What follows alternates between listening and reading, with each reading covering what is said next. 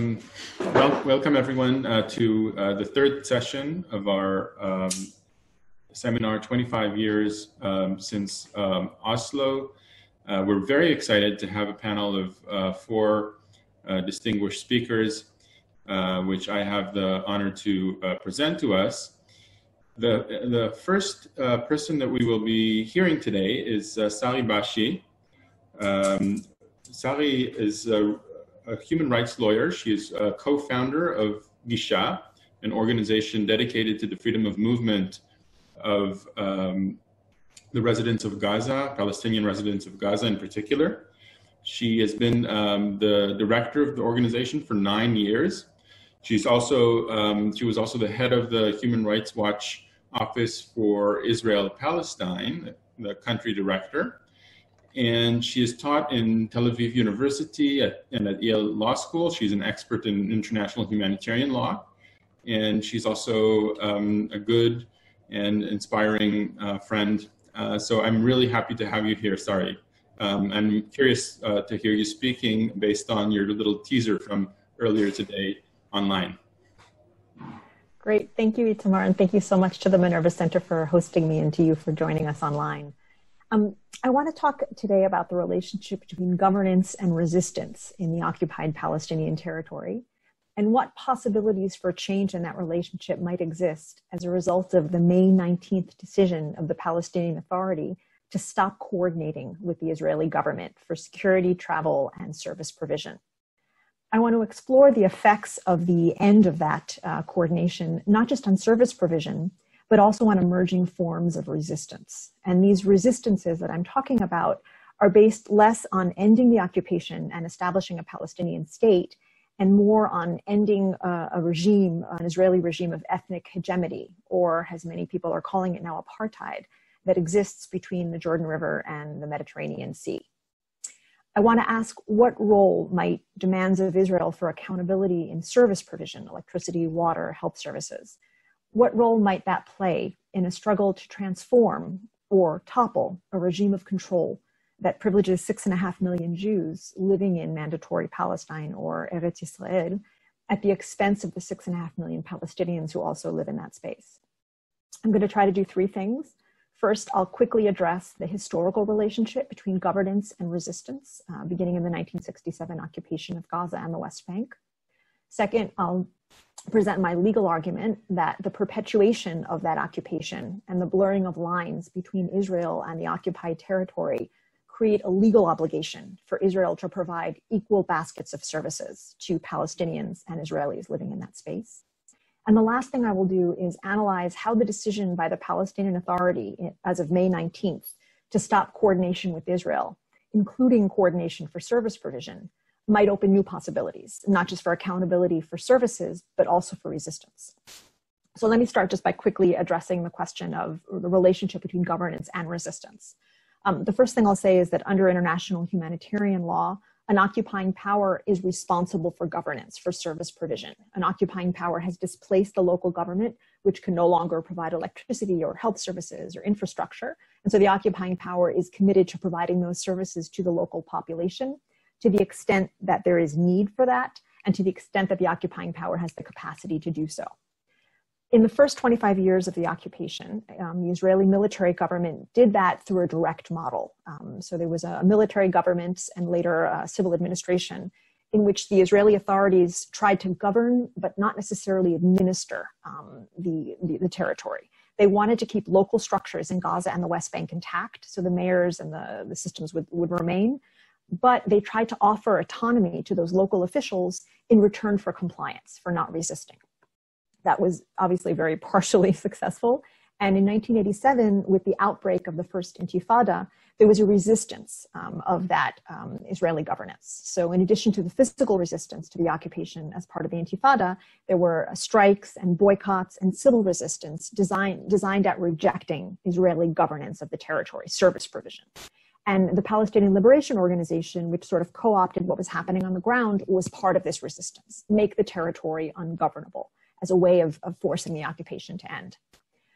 In 1994, there was a major shift in that policy by the PLO when it decided to move from a policy of ungovernability to governability. as part of what was to be a 5-year interim process, the Palestinian leadership decided to take responsibility for service provision in exchange for some autonomy over those services, but without ending the occupation. And that was something that remained in place even after the second Intifada broke out in 2000 and that the Oslo process effectively ended. How did this work, at least until May of this year? How did this work? Well, the PA took direct responsibility for service provision through coordination with the Israeli authorities. So for example, services like electricity, water, the PA would buy those services from Israel rather than the Israeli government providing electricity directly and charging consumers in Gaza and the West Bank. The PA would charge the consumers and then transfer that money to the Israeli authorities, which would then sell the electricity and water. And this was facilitated through a system where the Israeli authorities collected taxes, value added and import taxes on behalf of the Palestinian Authority, and then transferred that money to the Palestinians, some of which was used to buy back those services. Similar things were done for health, where you could purchase a referral to an Israeli hospital and the PA would pay the hospital for that referral. In terms of travel, people no longer went directly to the Israeli military to request travel permits to go abroad, to move between Gaza and the West Bank. They would go to a Palestinian office, which would then transfer that request to the Israeli authorities. Maybe the most interesting part of this coordination was the population registry. So Israel continued to maintain control over the Palestinian population registry. Who is registered as a resident of Gaza and the West Bank? Are they married? Are they divorced? Who are their kids? Where is their address? Those are all really important questions because, for example, if you're living in the West Bank, but your address is listed with the Israeli authorities as being in Gaza, you might have a problem. They may try to remove you to Gaza. And similar issues exist for example, the seam zone, whether you can travel or if your kid is not registered. So up until May, when a child was born in Gaza, her parents would update the Palestinian Authority about her birth, which the PA still maintained an office in Gaza. The PA would then inform the Israeli military authorities that Maha was born yesterday, Mabruk. The Israeli authorities would add her to the computer file. And that was really important because if they didn't do that in a year or 2 or 10, when Maha wanted to travel, when she approached the crossing, the Israeli authorities would look for her name in the computer and say, who are you? You don't exist. You can't travel. You don't have a right to be here. So that was the situation up until recently. It created a conflict between the twin goal of resistance for the Palestinian Liberation Organization and the goal of administration for the Palestinian Authority. So first of all, that assumption of responsibility for services by the Palestinians exacerbated a lack of accountability of Israel for the governmental services needed for economic and social rights. It basically delinked control from responsibility. So Israel, beginning in '94, said we're not responsible, for example, for education in Gaza and the West Bank. And when a Palestinian student would go to the Israeli authorities and say, I need a permit to travel to reach my studies, the Israeli authorities would say, that's not our problem. Education is up to the Palestinian Authority, even though the Palestinian Authority didn't have the power to grant that permit. That was one problem in terms of governance. The assumption of responsibility by the PA also hindered resistance. So because the PA needed so many things from the Israeli authorities in order to govern, permission for 3G frequency use by Palestinian cell phone companies, permission to pave a road to build a new city outside of Ramallah or Wabi, it would often trade off acts of resistance in order for those baskets of goods. So we'll withdraw this vote in the UN Human Rights Council if you give us 3G. Hamas was engaging in a similar form of trade-off to a much lesser extent, in the sense that Hamas would agree to police borders in Gaza, we'll stop the rockets or we'll reduce the demonstrations in exchange for a 25% increase in the flow of goods into and out of Gaza because we need that for governance. That was the tension that existed. That was the case until recently. I have argued that that model misstates what Israel's legal obligations are. In a recent piece that it'll be forthcoming this year in the Cardozo Journal of International and Comparative Law, I argued that actually the Israeli authorities have an obligation to provide equal baskets of rights to Palestinians and Israelis, regardless of the willingness or ability of the Palestinian authorities to pay. So what I argue is that the blurring of boundaries between the occupied territory and Israel and the perpetuation of the occupation to a point where it's become indefinite create an obligation for equal rights. And that obligation exists under international humanitarian law because an occupying power has to provide services for the needs of the population and to the extent possible. And I would argue that the baskets of goods that Israel provides its own population is a pretty good indicator both of need and of capacity. So Palestinians probably need to drink as much water as Israelis do.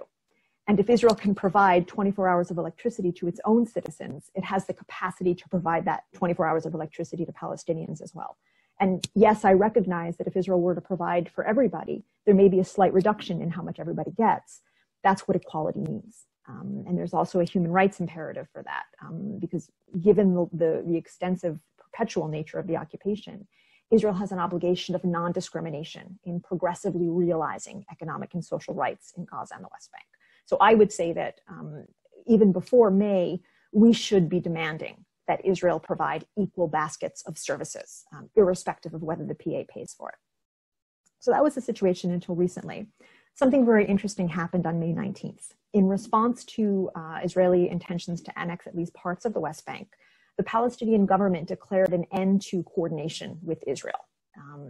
So that had a couple of aspects to it. First of all, there was supposed to be an end to the security coordination. So the PA says we're no longer coordinating with the Israeli army in terms of arrests and intelligence, with the exception of security at Kerem Shalom crossing, which is the crossing that allows goods to enter and leave Gaza. The PA is still coordinating with Israel in order to keep that crossing open.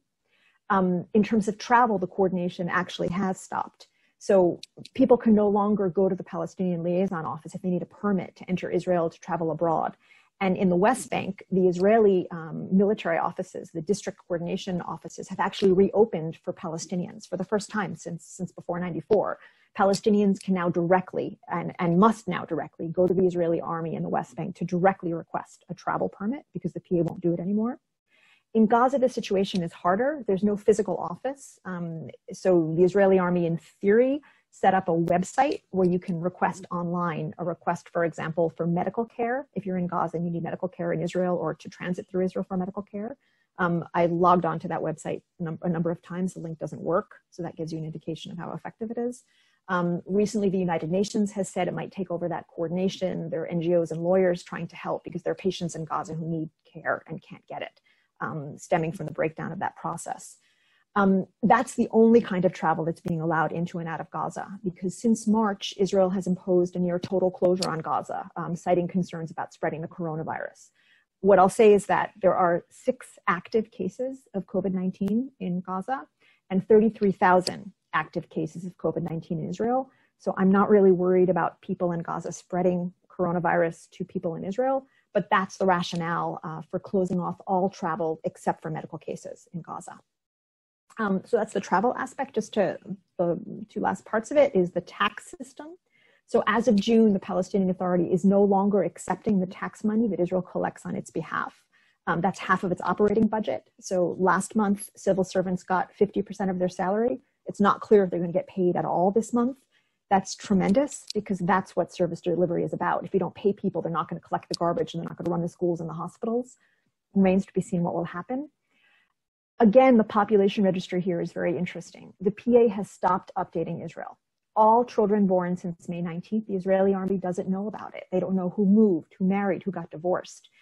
That's very important because if you want to control a population, you need to know who they are.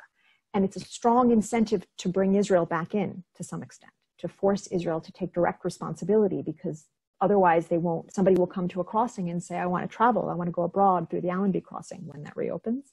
And the Israeli military will say, who are you? You don't exist. So that's what's happened so far. Where might this go? The first thing I want to say is that there's a real cost to this breakdown in coordination. Medical patients in Gaza have died waiting for permits. Exit for medical patients is down 90%. The lack of salaries for civil servants to an economy reeling from COVID-19 has a real effect on human beings inside Gaza and the West Bank. The UN and others may step in to provide services, to coordinate, to kind of take over what would otherwise be the role of the occupying power that the PA has been fulfilling. But with annexation and the changing political climate, I don't know. There may be less willingness to step in and take over what is the responsibility of the occupying power. The Palestinian Authority may back down, that they have every other time in the past and resumed coordination. But again, the context here is different. And I do think we should pay attention to what would happen if the PA continues to refuse to coordinate. So far already, Israel has been pulled in directly in the form of travel permits. Israel is directly responding to requests for people who say, I need to travel to get to school, I need to travel to get to the hospital. That could lead to more calls for direct accountability, for Israel to take direct responsibility. What happens when somebody reaches the Allenby border crossing with Jordan and says, I want to travel, and Israel says, I don't have you in my registry, you haven't been updated? Does that create an incentive or a need almost for Israel to take more direct responsibility? This could be a pivotal moment, if not now, then maybe in the near future, because unlike the resistance of the first Intifada, which was based on resisting Israeli governance, there's a potential for demanding accountability in terms of service provision from Israel as a form of resistance, as a form of regime transformation and control, and possibly ending the regime that currently exists. And I say that because of the change in the political context. First of all, there's a decline of the paradigm of occupation to states. Let's end the occupation and we'll establish a state here. I'm sure Shaul will disagree with me on that. And there's also the possible rise of the apartheid one-state paradigm that I'm looking forward to Samar addressing. There's a lot of organizations. There's a great campaign group called the One Democratic State campaign that's been working on conceptualizing what would a single democratic state look like. What if we demanded accountability from the single regime that controls life between the river and the sea in terms of service provision, but demanding equality? If we did that, it certainly is a deepening of the Israeli regime, but it also is a transformation and possibly an ending, because if it's a regime that's based on privileging one ethnic group over another, and you have a movement, a call for accountability, for equality in service provision, you are irrevocably undermining that ethnic hegemony. So it's an interesting prospect. I don't know where it's going, but I'm looking forward to hearing some political analysis from the other speakers. Thank you.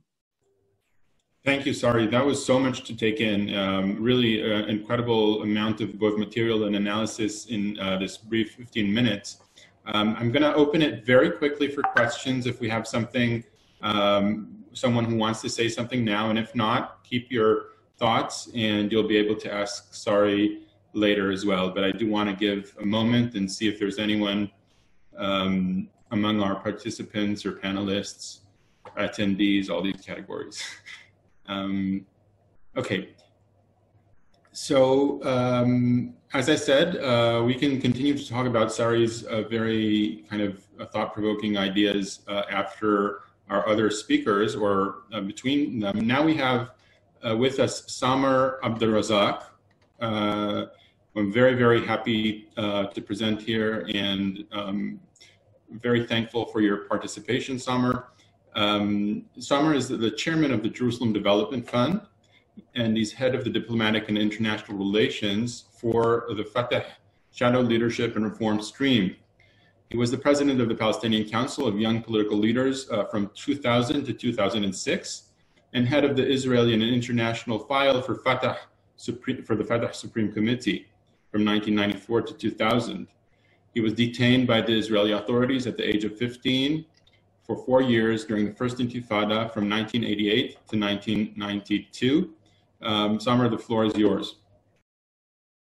Okay, good afternoon, and thanks for inviting me to this panel. It's really an honor to be part together with you. You are very prestigious scholars.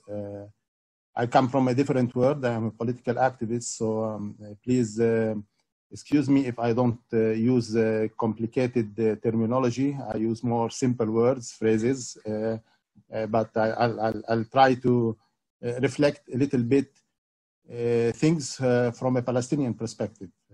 And we should thank you a lot for allowing a Palestinian voice to be part of a discussion, because we have been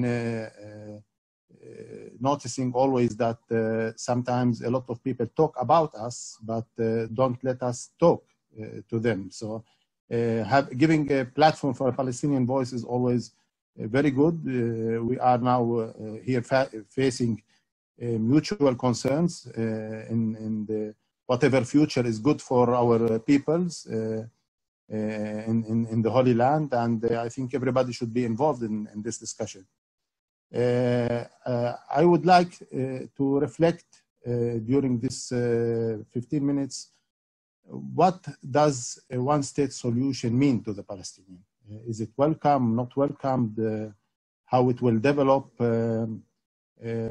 Of course, everybody knows that why now it became an issue, because we have woken up one day and we have realized that the two states solution was a lie. We were working on something that simply the facts on the ground, if you bring any political science expert, any geography expert, any mapping expert, security, military expert, and he sees the facts on the ground in the West Bank, he will tell you simply this will not work. There will be no possibility to have a Palestinian state, a viable Palestinian state, sovereign Palestinian state in a minimum of 20% or 22% of the whole Holy Land. So we need to be, it's irresponsible to continue trying to make this survive while everybody says it's dead. It's obvious that the settlement policy that started 67 or in the early 70s and continued, that is has created facts on the ground that is preventing this solution. Although I think that those who have decided that the best solution is a two-state solution and decided to put the partition plan and the 181 UN Resolution Council, I don't think they were, the genius that at that time discovered the correct solution. Maybe it was a very wrong solution from the very beginning. And it took us around 70 years until we are now facing the consequences. Now, I know that we have a lot of challenges, mainly, when the Oslo agreement started, there has been a government of 55 members of the Knesset between labor and merits. Now, the Israeli left is less than 5-6 members in the Knesset. I do admit that suicide bombings of Hamas during the first months and years of Oslo has helped a lot in changing the Israeli society from the left to right. This was a major issue. This was a very, very big mistake, but nobody was controlling the extreme terrorism on the Palestinian side. It was against the will of everybody. On the Palestinian side, I think nobody can say that the Palestinians don't support or support only the two-state solution. At the moment, the only option that was, left to the people to think about is the two-state solution. One of the problems that we have as Palestinians is that not only our land and our bodies are occupied, maybe the occupation has occupied our imagination also. And we are now left to believe that the PLO or the PNA is the sole representative of the Palestinian people. Why in the actual life, the PLO has shrunk to be only the PNA, and the PNA is only a service provider on 18% of the West Bank. So where does the representation come? I think there is a lack of legitimacy, and I think that we need to be more loyal to the rights of every single Palestinian person, that there is a challenge about the legitimacy of representation. We have 13 million Palestinians.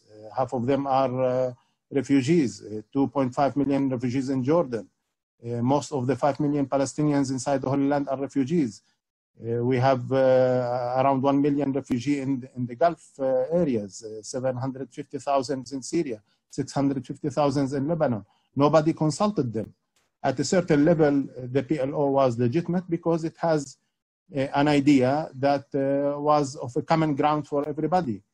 I think the most legitimate representation for the Palestinian people was the unified national leadership of the Intifada during the Intifada years. These people really came from the grassroots. It was not a group of elites who met somewhere and just decided a plan that was thought to be representing most of the Palestinian people.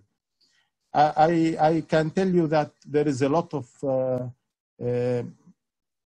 reasons for the Palestinians to be believing now, the majority of Palestinians, that the only reasonable solution that is left for us is calling for equality in a one-state solution. We have seen that the model of the PNA hasn't been really very successful. You know, one third of our national budget is being used by the security forces, the Palestinian security forces.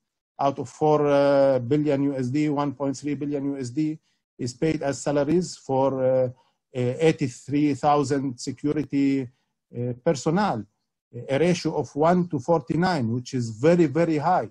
In USA, the ratio of civilians to law enforcement personnel is 1 to 500.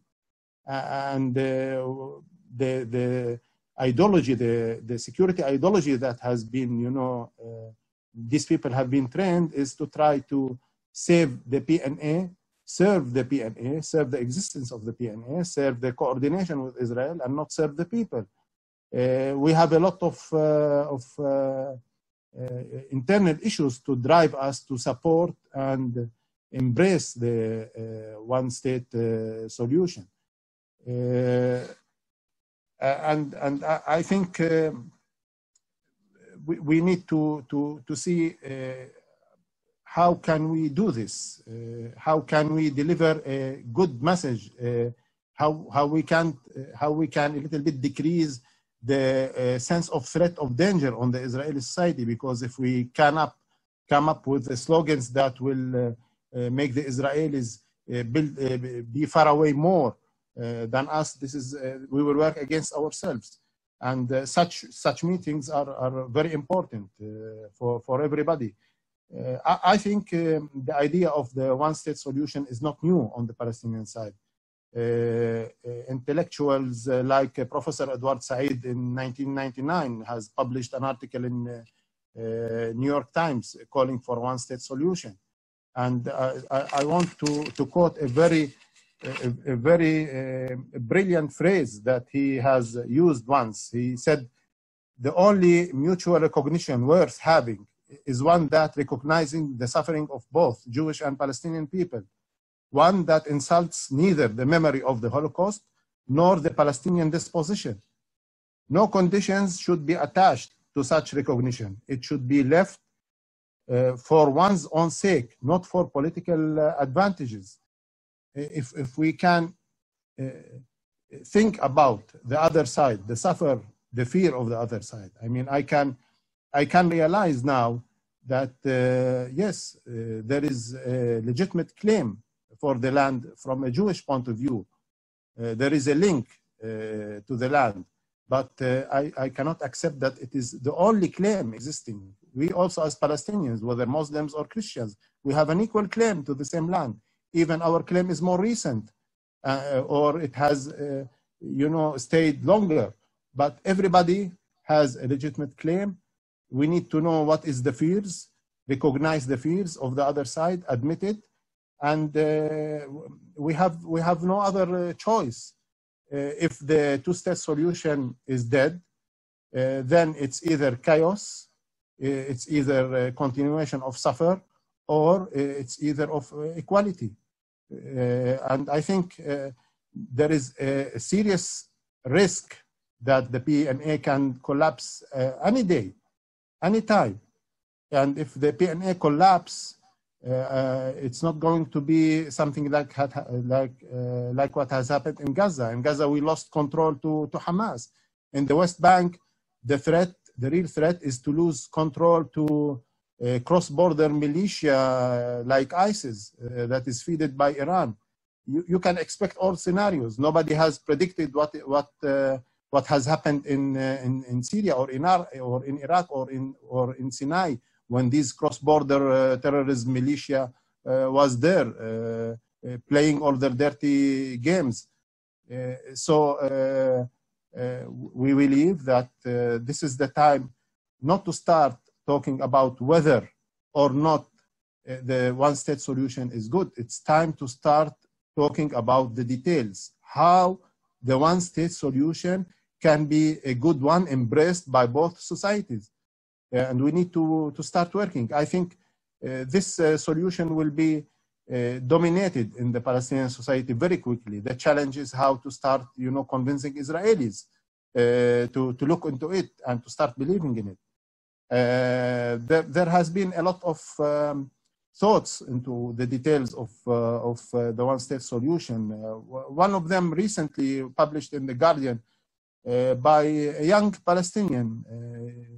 He was born in Gaza, in Rafah refugee camp, and then he took a scholarship in Harvard, and he spoke about ideas of constitutionalism. He spoke about the idea of power-sharing constitutional arrangements.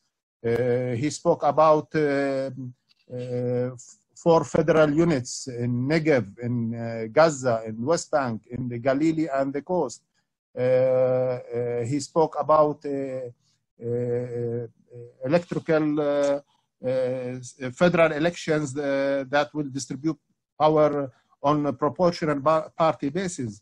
There is a lot of ideas. I can tell you something, that for most of the Palestinians, they will not intend, or they can easily tell the Israelis, listen, we can give you a granted constitutional pre-arranged permanent majority in the parliament. We don't want to control you. We simply want to be equal to you. We want to have same dignity, same opportunities the Israeli is enjoying. We want to gap the economic gap between us. We can do arrangements where you will always can elect the prime minister to be a Jew, or the minister of defense, such positions that will give you the confidence that you are controlling to protect your own people. Actually, we can be part of these arrangements. One of the good examples is the security coordination in the last 10-15 years. The PNA, the Palestinian security forces, has managed to decrease the casualties of terrorism from 500 Israelis per year to 30 Israelis per year. This is not only an Israeli job. This was a mutual coordination. When the Palestinian starts feeling that he is equal, he has the same equal rights, he will start showing responsibility and loyalty. So there is a big opportunity now for us to start talking serious in both societies, tackling details of how can the one-state solution be acceptable for the majority of Israelis and Palestinians, keeping or fulfilling the requirements of both sides, a win-win situation. And we can reach to a win-win situation. So I would like to use this platform to say that if not a one-state solution, please give us your opinion. I mean, for us, for Palestinians, we have paid 100,000 people who were killed during this conflict. 1 million Palestinians were imprisoned. 1 million Palestinians equals 80 million Americans in USA. It's a huge percentage of people who have suffered. And we lived all our life under something that, apartheid can be a picnic compared to. And unfortunately, we are speaking reality. And for us, we need a solution now, today. We cannot wait another 50 years until somebody comes and prove again that the two-state solution doesn't work. So we want your help to think with us. We want your hands in our hands, and we want to take this path together and come to a one-state solution that is accepted by everybody. And I think it's doable. Thank you very much. Thank you, Samar. Wow. You really did make the case very clearly. I have already 2 questions coming from Charles Shamas and then from Gadi Barzilai. I'll give the floor in order of asking. Charles, first, Charles is an expert in international humanitarian law from East Jerusalem, who works on many issues concerning economic development and economic ramifications of the long-term occupation. Charles. Thank you. And thanks for the really thought-provoking presentation so far. Samer, I had a couple of concerns to raise with you. And they date back to my own experience in 1992 in Washington, where I was invited to sit with a couple of Israelis very close to Balin and Peres. And this was in the hotel where the Palestinian negotiating team in Washington was being housed and operating.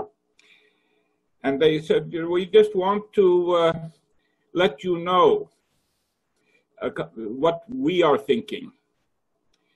And they said there are two basic points. The digest was, first of all, we don't want the Washington format to continue. We want to bring in Arafat and split the PLO and bring Arafat inside. Okay.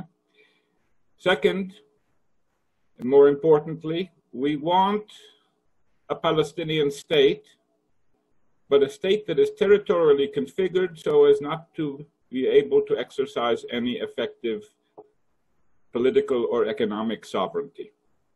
Okay. Now, this was before Area A, B, C, and before the Oslo agreements. I'm afraid that the thinking at some level in Israel, probably senior policy people, is that there cannot be a sovereign Palestinian state. There never could be. And from 2020, I recall discussions that anticipated the redeployment from Gaza, in which the thinking was, if we can unilaterally redeploy, absolve ourselves of the responsibilities of an occupying power in the territory that in which we have no longer boots on the ground. Okay? Okay. And if the Palestinian Authority becomes non-cooperative, as they already were at that time, okay, we'll basically go back to a village league scenario. We will arm militias and strongmen. We will provide them with the sole option for coordinating with Israeli authorities for people who need to travel and so forth. Okay? And we will let the Palestinians stew in their own juice. So I would like people to consider whether that kind of thinking is operative at some level, certainly on the side of the right in Israel, and whether or not it has to be factored into the consideration of one state and two state scenarios. Thank you, Charles. We'll take both questions, and now to Professor Gad Brazilai, who is our former dean and vice rector in the university and a principal investigator here at Minerva. So thanks very much. So first of all, thanks very much to Sari and Samer, both very interesting and eloquent lectures, somewhat connected to what I would like to talk in the later afternoon about federal and confederation type of solutions. My question is very specific about Hamas. I think that in both lectures, my impression was that Hamas was somewhat marginalized, but Hamas is a very major power. I mean, I'm far from being an expert to Palestinian society. I may be wrong, but my impression that we are talking about a very vital, important force, and the question is whether that kind of political and military force would agree to any solution which is peaceful, even though it might be based on a one-state solution. Thank you. So maybe we can hear Samar first, and then Sari, and yeah, I think that was, yeah.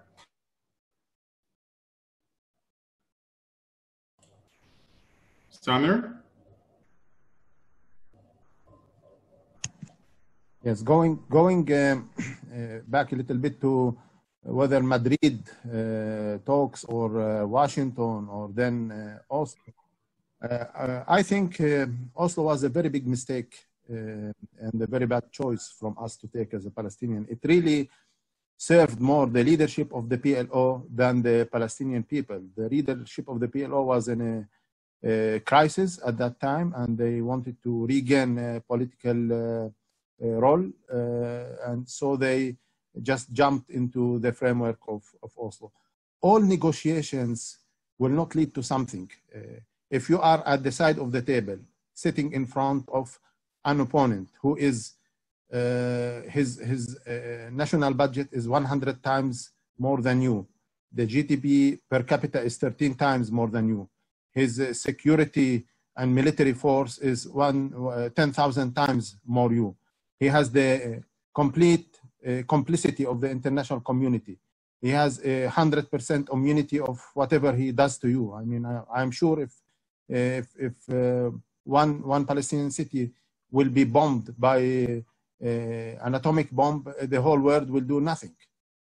So with these negotiations, unbalanced negotiations, what can you do?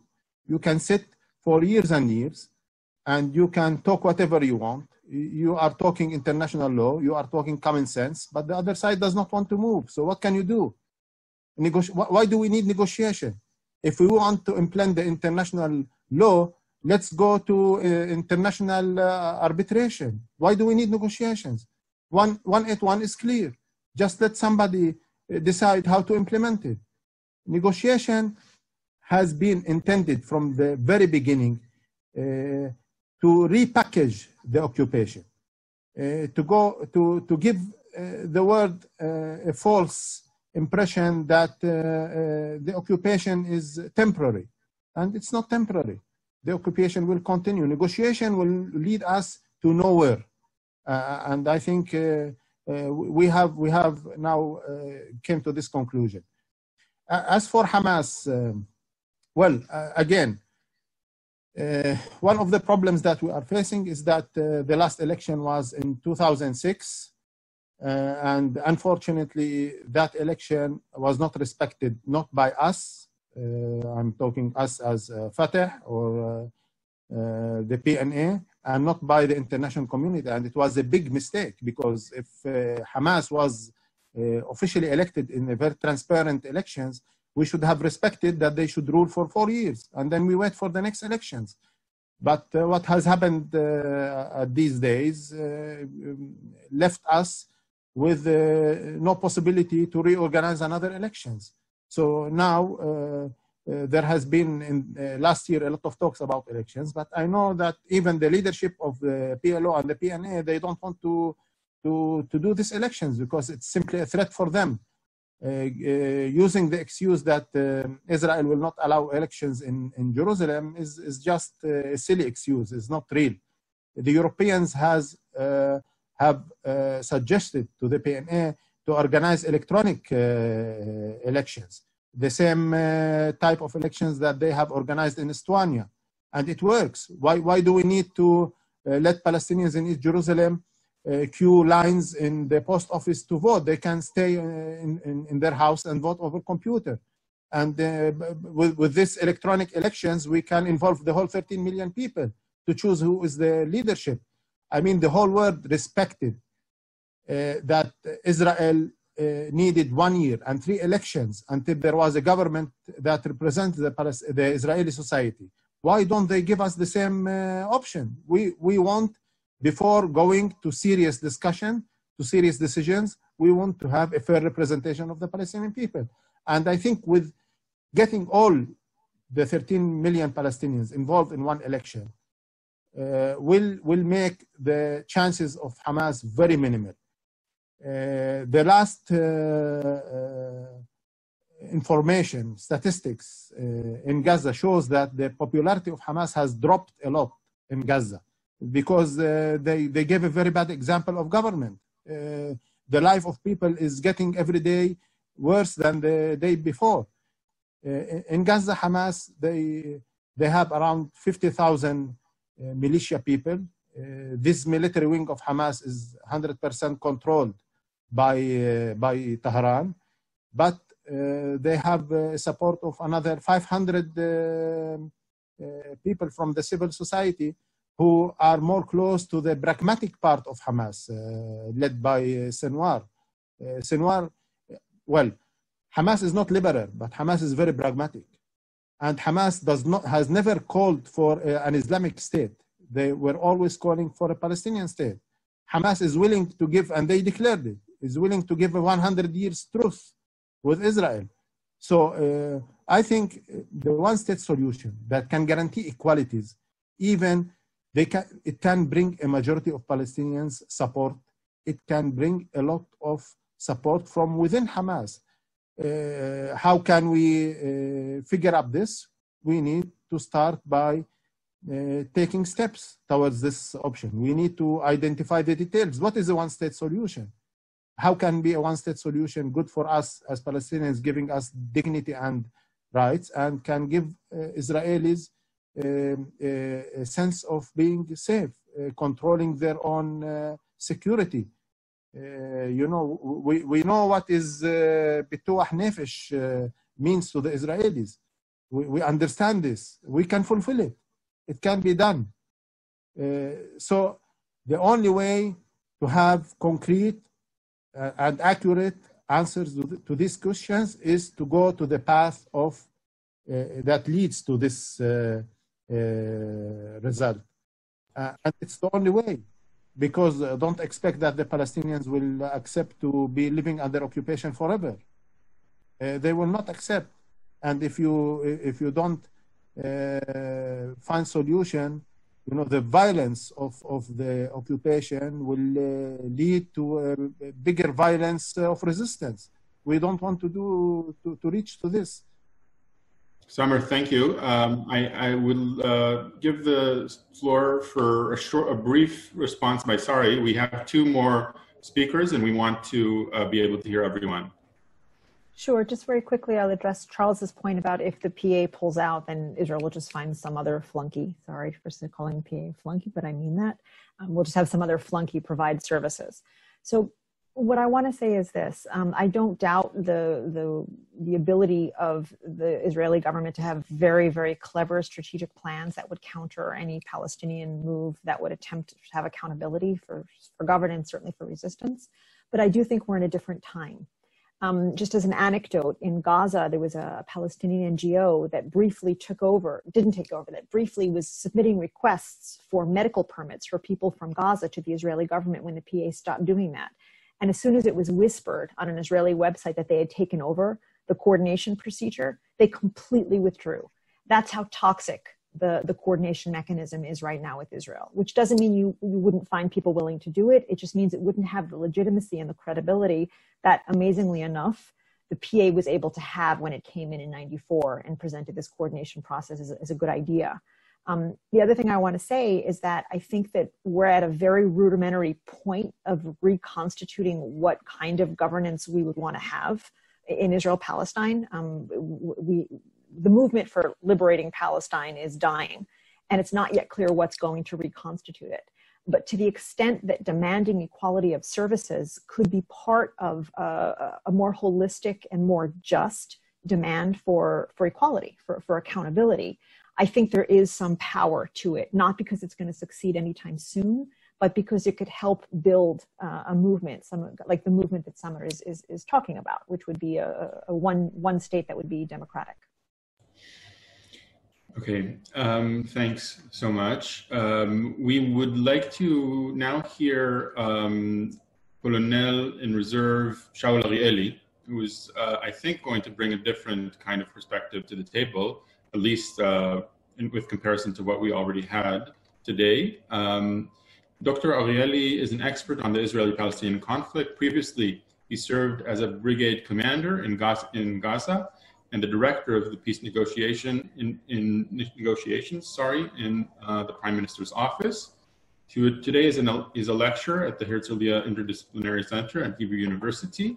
He has published numerous articles, various studies, 6 books on the conflict, and 2 books just that came out just this year.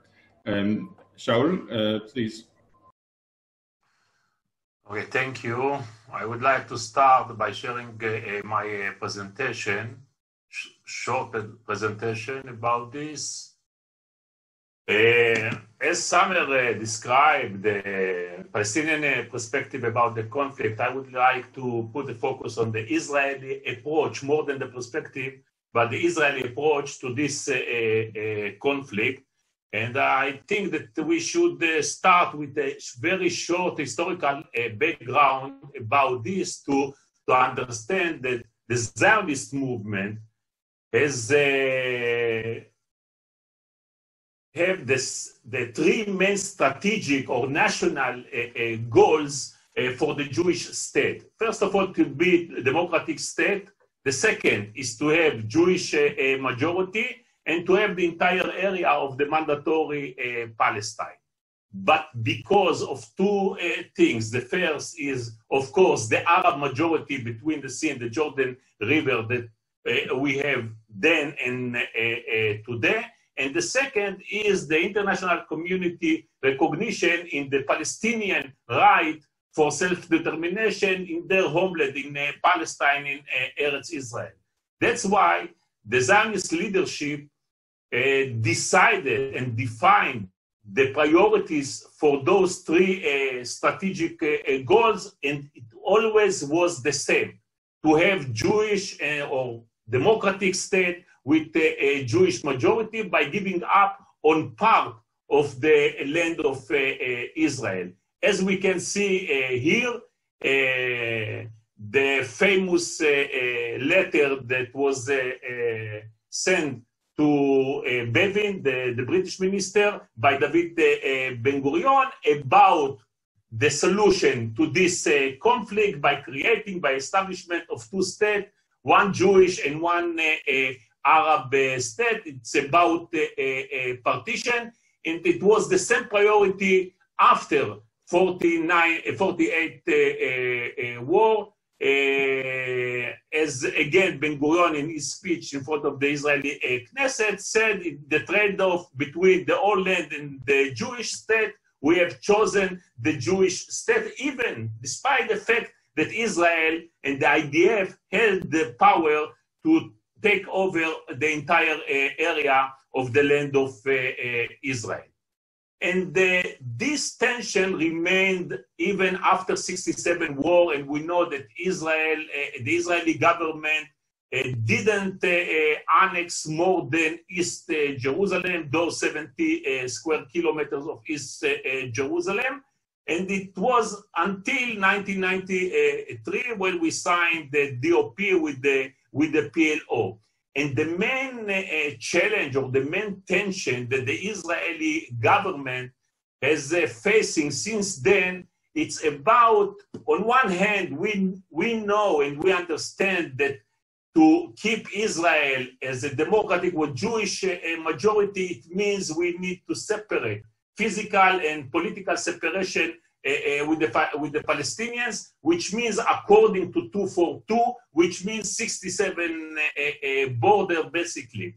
But on the other hand, Israel has 3 main interests beyond the 67 line. The first one, of course, is the security because of unstable situation around us and because of the topography of the land of Israel. The second is the holy places especially in Jerusalem. And the third is the challenge of the Jewish settlements. As we know, we have 100,000 of Israelis who are living beyond the 67 line. And between 1993 until 2007, Israel always tried during the negotiation to achieve those three interests by annexing part of the West Bank without giving the Palestinian the right compensation with the same size of area inside Israel. For example, we can see what was the generous Ehud Barak's proposal in Camp David. It was about annexing of 11% of the West Bank without giving any compensation inside Israel. It was the same in Taba 6 months later in January 2001. On the left side, we see the Israeli proposal how to annex this area, again, without compensation to the Palestinians. On the right side, we see the Palestinian proposal. And also, it was not during the negotiation or not by the negotiation or by agreement. It was unilateral step. I'm talking about the disengagement plan from Gaza Strip and the northern part of Samaria, and by building this separation barrier. And the idea was to keep something between 8 to 17% of the West Bank under the Israeli control. It was such annexation, not de jure, but de facto. Only in 2007, 2008, during the Annapolis process, both sides, I mean Mahmoud Abbas and Ehud Olmert, agreed on the same terms of reference how to resume the negotiation and how to reach to permanent status agreement. About borders, it was 67 line as a basis and a land swap on 1-to-1 ratio, security, demilitarization of the Palestinian state, and many other security arrangements. Jerusalem, division of East Jerusalem into two capitals with special arrangements for the holy sites, and refugee, a solution to refugee problem within the new Palestine state, and of course, compensation for the Palestinians. But as we can see here, all of this took place until 2009. For the past 20 years, a Jewish majority has been support in favor of two-state solution. But since 2009, at the end of the Annapolis process and with the Netanyahu's election, there has been a significant decline in the rate of support. As we know, Netanyahu and his government have succeeded in removing words like peace, yes, from the Israeli discourse, and we see from 71%, now we have only this small majority of the Jewish society inside Israel, only 55% who support the idea of two-state solution. But maybe more important, if we look at this slide about the achievable of the two-state solution, we can see that almost 74% don't believe that this is achievable in the foreseeable future or ever between Israel and Palestine. And I know that in the Palestinian society, we have almost the same result in so many polls that were done by Khalil Shkaki. But the most important, or the most the most important thing for us is what we can see here in this slide about the percentage of support by age groups for the establishment of the Palestinian state. You see that the youngers are against, we can see the idea of a Palestinian state. As I mentioned, it's because these young people formulated their political position in Netanyahu's decades, and I thought what was the character of Netanyahu decades. And here we are talking about the annexation. It's very important to understand that the goal of the annexation is very clear. It's that the Judea and Samaria will be part of the Israel sovereignty, as Naftali Bennett said 4 years ago. And we know in the last election what Bibi Netanyahu said. This shows us that the swift progression of unilateral annexation from the right-wing minority to the high-priority action item of Netanyahu's agenda for the coalition government he has just formed. In other words, the Israeli government position since 1967 that the West Bank is disputed area, which permanent status will be determined in the negotiation in an agreement, has been replaced by policy that the Prime Minister Bibi Netanyahu has called gradual annexation. And here, this is what I call the domino effect, and I would like to talk about the ignition point of this process. I would like to emphasize that although the process described here is linear, we don't know how long it will take, what the power of the consequence will be, and what their scope will be, because there are many moderating factors as there are many accelerating factors. Some of the changes, some of the stages in this process needs necessary conditions, but we know that the ignition point of this process will be significant annexation of Area C, like it could be on the left side, as you can see, annexation of the envelope of Jerusalem. It's about only 6%, but we know the implications of such unilateral step by separating the northern part of the West Bank from the southern part of the West Bank, and also to surround the El-Quds by area under the Israeli sovereignty. Or we can start with 16% of the Jordan Valley, this map here, with a very small number of settlers, but also small numbers of Palestinians, or even to take to annex 30%, which is the maximum according to a peace vision of President Trump. You see all the blue areas, which includes not only the Jordan Valley and the envelope of Jerusalem, but all the Israeli settlements all over the West Bank. And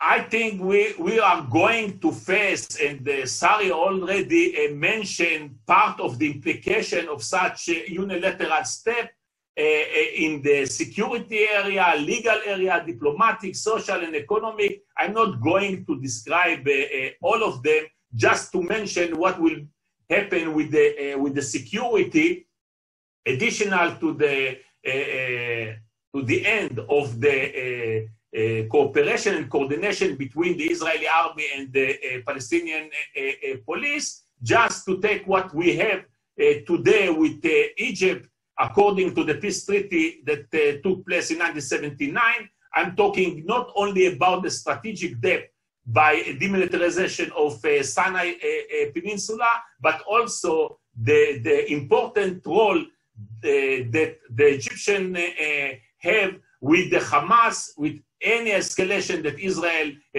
has with the Hamas. We know who is the moderator, and also the joint or the bilateral security activity against the Salafists in Sinai Peninsula. And the same apply for the Jordanian, again, according to the peace treaty in 1994, we have strategic depth of almost 400 kilometers because of the security annex of this agreement.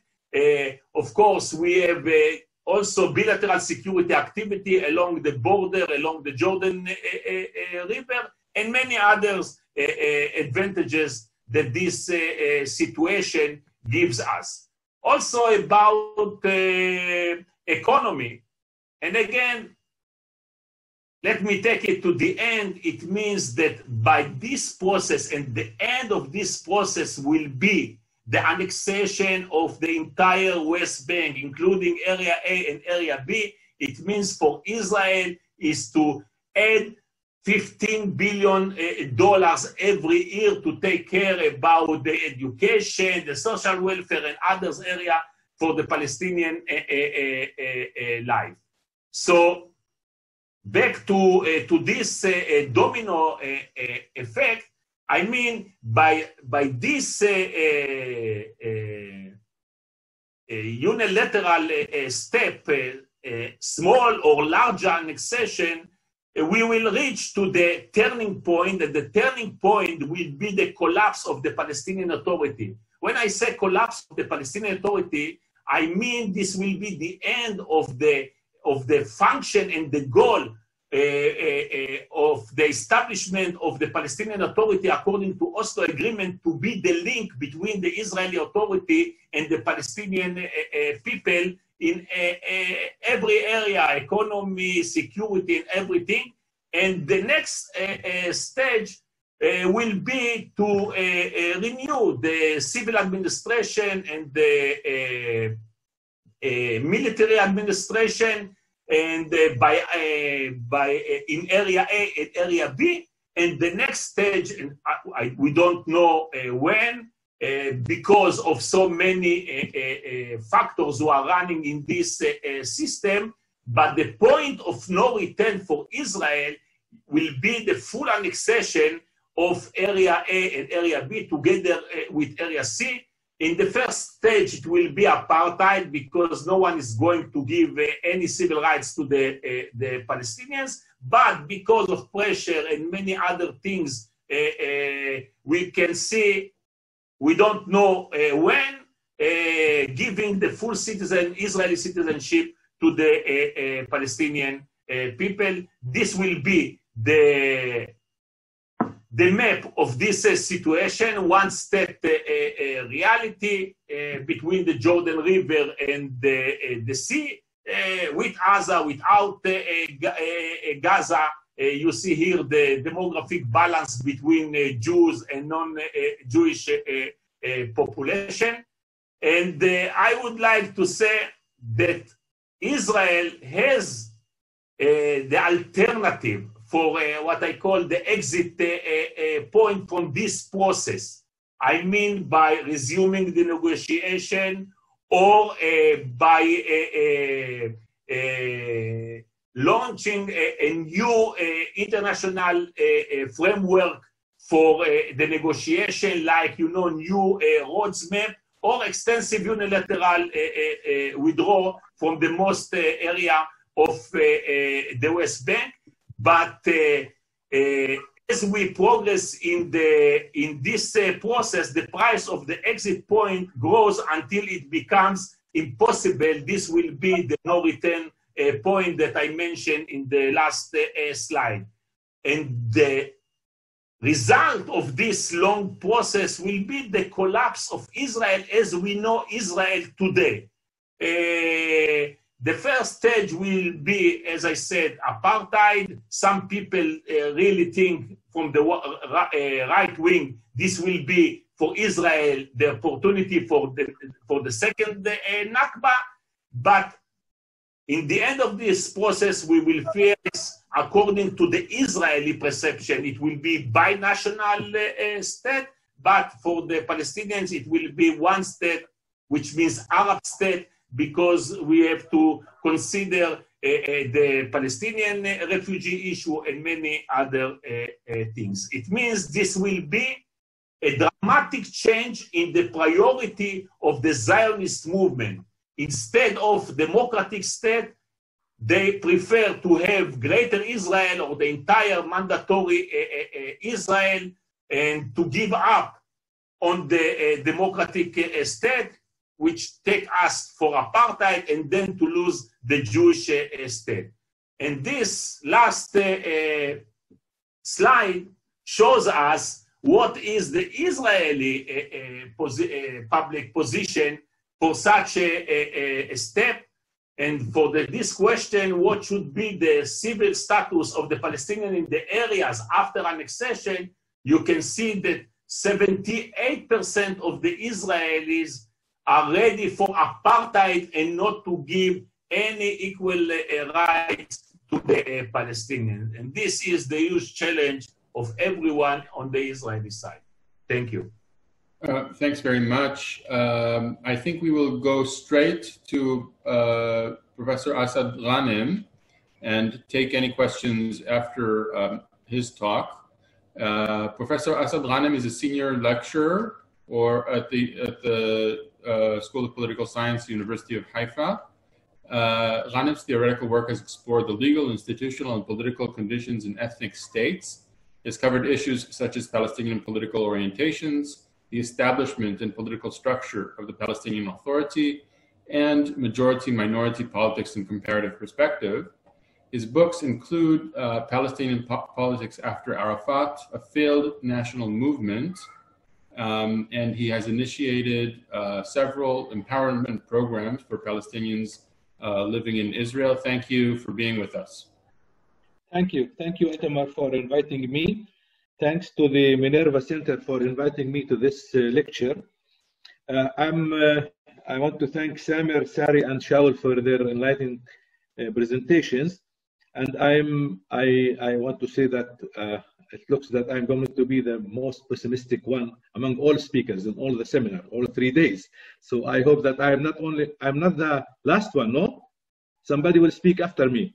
We have another panel, and we're scheduled to be here. Okay, that's good. That's good.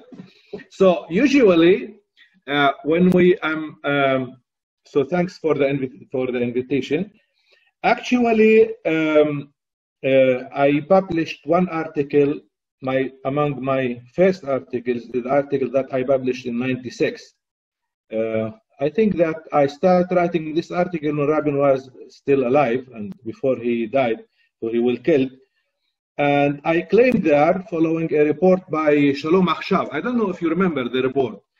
Shalom Achshav issued a report in September or October '95, before Rabin were killed in 2 months or 3 months. And he stated, the report stated there, that Rabin government initiated settlements, more settlements than Shamir government. I don't know if you remember this report by Shalom Achshav, but anyway, then I wrote an article in Israel-Palestine journal claiming that this is the end of the two-state solution. Let's move, those who support peace between Palestinians and Israelis, let's move to a new paradigm, the paradigm of two-state, the paradigm of one state for two peoples, binationalism in Palestine, Israel. Why I'm remembering that? Because I think that usually when we speak about the end of the two-state solution and the need to start a new paradigm for Palestinians and Israel, usually we emphasize the issue of the settlements and the facts on the ground. And here we just listened to at least two lectures that emphasizing the aspects of territorial separation or not separation between Palestinians and Israel. I think then I wrote the article declaring that following the settlements, the facts on the ground, we need to move from the concept of two-state solution. And I don't know if I am happy or I am sad that now we are much closer to the one-state solution than to the two-state solution than before. But I think that there are many variables that we should emphasize 20 or 30 years after Oslo. And two main variables is the political situation in Palestine and Israel. When we speak about two-state solution, we need to consider the fact that there is no Palestinian national movement anymore. There is no PLO. This is that slogan for the public discussion. We among Palestinians, we speak about the PLO because we like the idea to be together and that we are represented in the international community as one body, political body. That's called the PLO. But factually, in the ground, there is no such a thing. Palestinian nationalism will already fragmented. There is no one central power among Palestinians. Abu Mazen cannot sign an agreement instead of the Palestinians, on behalf of the Palestinians.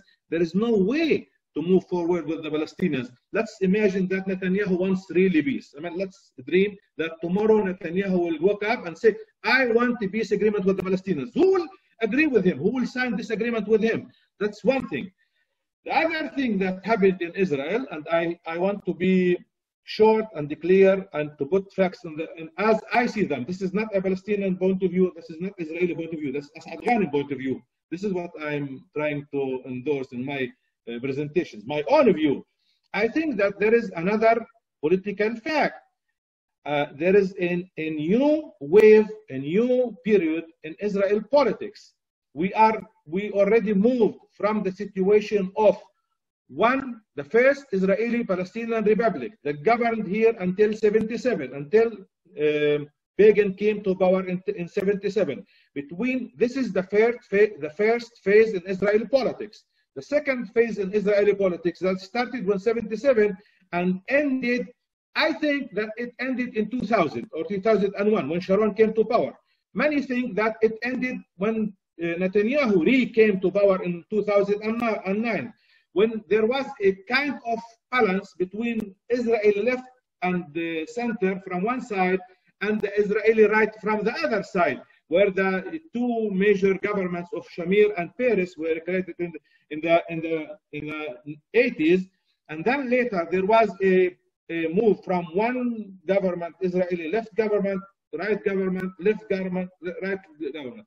Since 2009, and I think that it is since 2001, there is a major dominance of the right-wing politics in Israel. And I want to claim that we are now in a new era of politics in Israel. There is no way that any Israeli central left government could govern in Israel. There is no way that we will have any government in Israel in the near future, like the Rabin government or the Barak government in 99, that can initiate a new wave of settlement with the Palestinians based on the two-state solution. We have to take Netanyahu seriously when we speak about two states, one state, annexation, not annexation. We need to think about Netanyahu as, I think that he is the most important prime minister in Israel after Ben Gurion. I mean, I might be wrong. Let's try and study the power of prime ministers in Israel. I think that Netanyahu is the most powerful one after Ben Gurion. So what is my basic argument here? I think that we need to start with three basic points of departure when we speak about the future of the conflict, the future of Palestine-Israel. First, there is no Oslo agreement since 2000. It is not a new thing. Now many people woke up among Palestinians and say, this is the end of Oslo agreement. Oslo agreement is over almost for 2 decades. When Sharon initiated his war against Palestinians in the West Bank, against Arafat, there is no way that Oslo agreement is there and he is initiating a season or a war against Yasser Arafat in Ramallah. He ended the whole process of Oslo, and he declared that. He said that I'm going to finish up with Oslo agreement, and he finished up. There is no such an agreement that called in really in the political reality that called Oslo agreement. It is over for 2 decades now. The second thing that I want to stress that Israel went since 93, at least it went through 4 major stages regarding the conflict. The first one is the Rabin-Peres government and looking after some kind of solution with the Palestinians. We can argue about what is the intentions of Rabin and Peres, if they mean 2-state solution, 1 state with the many Palestinian state, whatever. But they were seeking some kind of compromise with the Palestinians, some kind of solution with the Palestinians following the first Intifada. This is the first stage among in the Israeli development of the peace with the Palestinians. The second period is the Barak idea of the end of the conflict, and he went to Camp David in order to end the conflict. I mean, we can argue what are the intention of Barak, but he declared that he wants to end the conflict, and he came up with the whole confrontation between Palestinians and Israelis because of his way of dealing with the Palestinians or with the future of the conflict. The third stage is the one that initiated by Sharon, what we call the unilateral withdrawal from Gaza. This is a totally new concept by Israel, how to deal with the Palestinians. And the fourth and the major development is the one that initiated by Netanyahu. Netanyahu has a clear concept about how to deal with the conflict. If you want to read Netanyahu ideas, how to deal with the conflict, you just have to go back to the Trump plan. The whole ideas in Trump plan are taken from Netanyahu. Somebody sit down with Netanyahu and says, what do you want? And he said, this is what I want, and they just wrote them down and they declare it in the White House as if it is Trump point. So what is the basic ideas of Netanyahu regarding the conflict? Netanyahu wants first that Israel to give up a territorial compromise for the Palestinians, a mini territorial compromise with the Palestinians, and he wants to get up from the Palestinians a historical reconciliation. He wants the Palestinians to agree to accept the Israeli narrative of coming back to the historical homeland and the 48 war and etc. And he wants to give up back to Palestinians a partial compromise in the West Bank and of course in Gaza Strip. Secondly, he wants to he is ready to accept limited Palestinian state, and he declared that before Trump came with his plan. He said in different occasions that I'm ready to accept a mini Palestinian state, and if the Palestinians are ready to accept, let's say 40, 50, 60% of the West Bank. So this is part of his idea. He's ready to some kind of Palestinian state. He's sure wants to annex all Palestinian or Israeli settlements to be part of Israel, and sure he wants to control the Jordan River with annexation, without annexation, doesn't matter. He wants to continue and control the Jordanian river, and of course he wants the Jerusalem to continue being part of Israel, the capital, the united capital of Israel. From the other side, he is refusing to accept responsibility over the Nakba, over Palestinian suffering since 48 and since then until today. He, of course, denied the right of return totally, and he's not ready to negotiate any kind of compromise in this regard. And he's refusing to accept any historical any demands from the Palestinian side about historical injustice that made for the Palestinians. And of course, he wants the Palestinians to accept Israel as to accept Israel as a Jewish state, and with all its with all what is related to being a Jewish state. So what comes up in the last 12 years or 11 years is the fact that we are witnessing a new political situation in Israel. The situation where the Jewish right-wing power became to be a dominant bloc in Israel. It is totally different than the concept of dominant party in the 50s and the 60s in Israel. It is totally different, somehow different from the Verger concept of dominant party, where one party is the dominant party in a political system.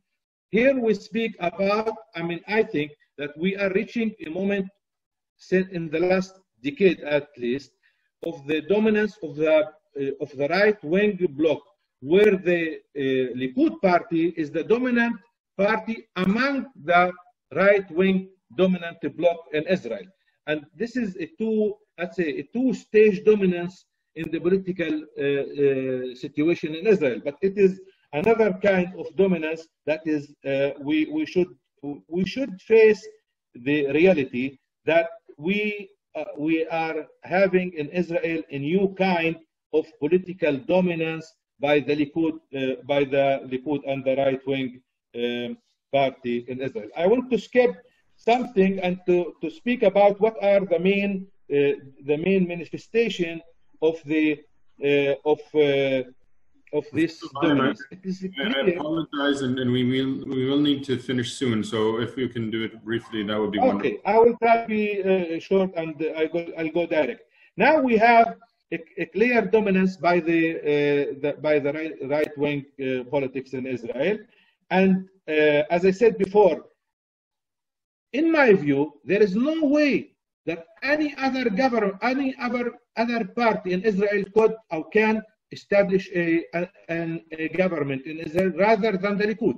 The only way to come to power, if you want to be a prime minister, you should look for being a leader of the Likud. If not a leader of the Likud, as at least to make some kind of agreement with the Likud.